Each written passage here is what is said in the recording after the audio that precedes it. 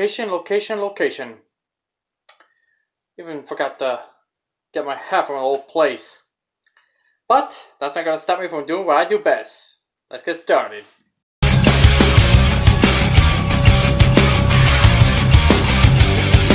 on the mission, the powers and call me away. I'm on the time to carry the colors again. My motivation and no past won't defend. To win the honor of coming back home again. No explanation will matter after we begin. I'm not the dark destroyer, let's bury me then. My true vocation and now my unfortunate friend. You will discover a warrior unable to win. I'll have you know that I've become. What is up, guys? It's me, KC. I review kids' films and kids' shows. And sorry about the conditions here. It's just that I was visiting my grandmother's house because, well, I'm about to have a new base location in my ship. And it's going to be glorious. And now, till then, we're going to talk about my top 10 favorite 80s cartoon reboots. Now, I didn't grow up in the 80s, but I did watch some classic 80s cartoon shows. Always by DVD or by internet. And a few recommendations from fellow reviewers here and there.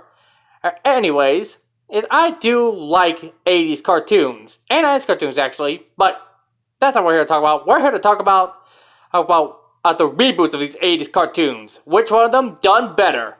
And which one of them did better than some others? It's unlike other reboots nowadays. But anyways, these are my top 10 favorite 80s cartoon reboots. Number 10. The Looty Tomb Show. I'm kinda cheating with this one, but hey, technically there are a lot of Looney Tunes cartoons in the 80s, so I'm gonna count it. But the Looney Tunes Show is by far my favorite of the Looney Tunes reboots. It has the Looney Tunes in modern times and dealing with modern day issues here and there, and that's kinda funny in my opinion. And it's always a laugh. They have some problems here and there, like making Ghostbusters into a middle school kid and having Witch Hazel to be his sassy black mother. That's kind of confusing. Oh boy. And come on, they were fine the way they were.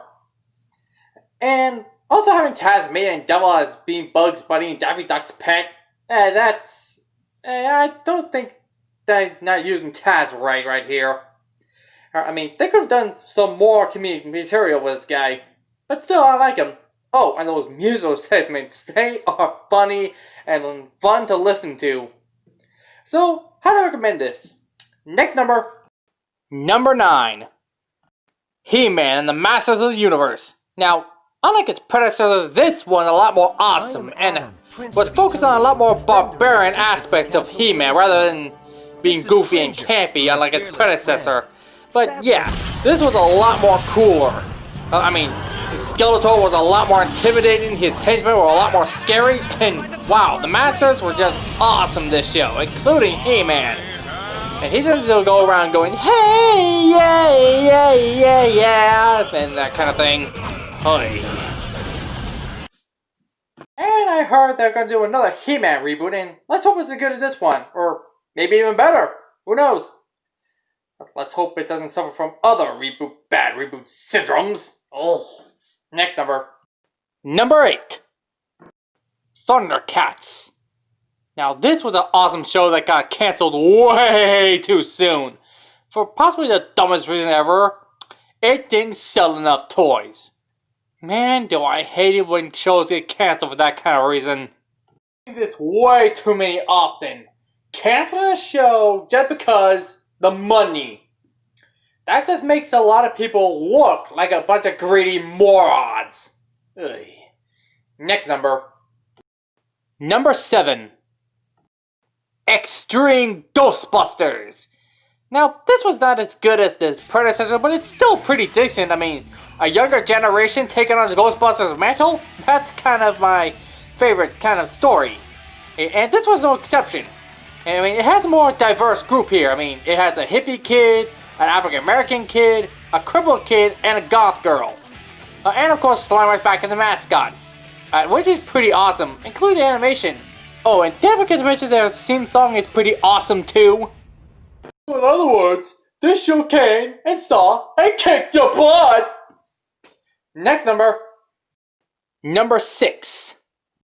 Danger Mouse. I think the theme song says it best.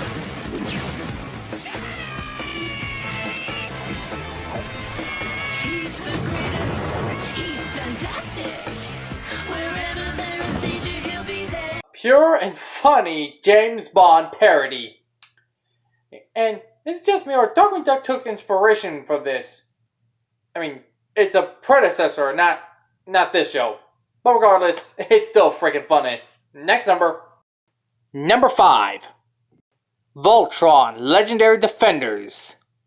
I kind of prefer the original rather than this, but it's still pretty good nevertheless. I mean, it's made from the same people that made Avatar The Last Airbender. How can you go wrong with them? Written, great stories, great everything. And even the characters are pretty nice too. Next number. Number 4. My Little Pony Friendship is Magic. Yeah, you guys knew eventually this one was coming, didn't you? But can't honestly blame me. This show was well written, had great characters, memorable songs, and it's a lot of good things. And dare I say, Disney wishes they had this show under their belt. They even tried to buy it once. But regardless, this is a really great show, and it really had a really good run. And from whole 9 seasons of it. And I enjoy it, and I would watch it again. Honestly, I think this is the definitive version of My Little Pony Friendship with Magic. Unlike other version of My Little Pony. Ugh. But anyways, now let's get to the next number, shall we? Number 3. Transformers Prime. And this show is the definitive version of Transformers. This is the one awesome show right here. I mean, it took something as stupid and pointless as Michael Bay's Bayformers and turned into something amazing. Yes, this show was based off the Bayformers, but unlike the Bayformer films, this one's actually more clever written, well storytelling, well characters, well everything. Not annoying, stupid nonsense that you can barely see, but in this show you can actually see. So, Michael Bay, I hope you're taking notes. And who knows if you're retiring or not, but I really hope you are, because, well, retire your Bayformers. Next number. Number 2. Ducktales. Well, to quote another critic, it will never leave! And well, after all these years, it hadn't left, and it only gotten better now. And well, dare I say this is a better version of DuckTales rather than the 80s? And yep, I dare say.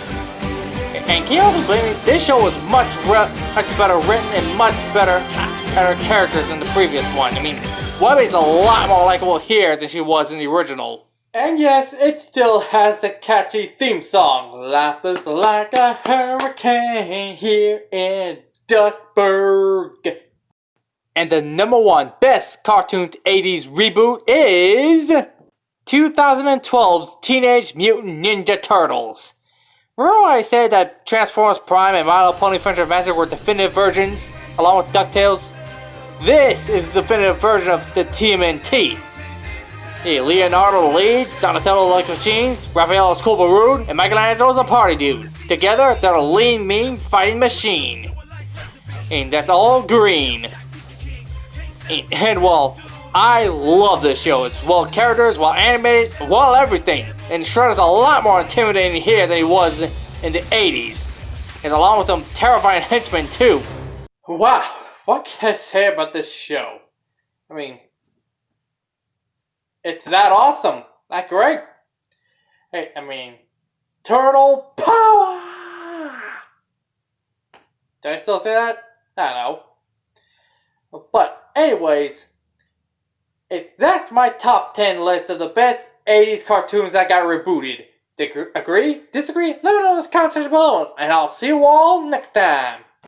Farewell, friends. Don't forget to like, share, and subscribe. And don't forget to check us out on Facebook, Twitter, and DeviantArt.